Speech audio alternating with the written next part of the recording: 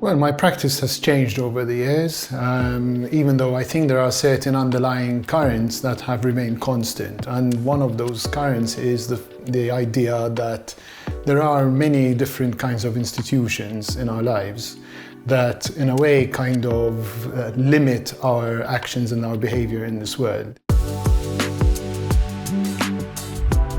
The works which I included in this exhibition were I had a series of drawings which I actually had shown near Toronto about 5 years ago.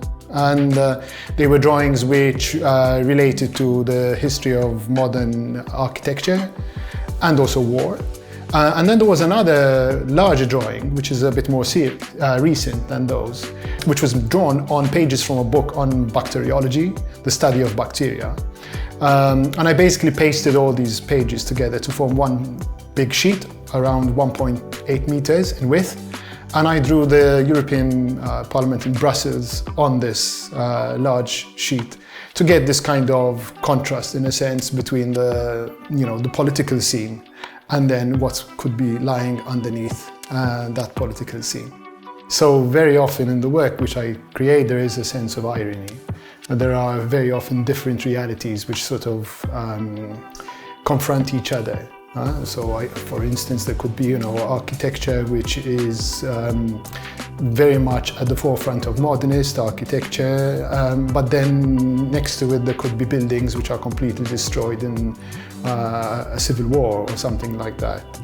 And I've worked a lot in drawing because I felt that drawing has, in a way, helped to convey these ideas better. Text is very often something which comes up in my work. More recently, I've been working quite a lot in animation, so trying to give a life to drawings. So creating a piece which could be something like 3 to 5 minutes long, which could include 500, 600, 700 drawings, which create sequences, and then also creating kind of experimental sound to go along with that as well.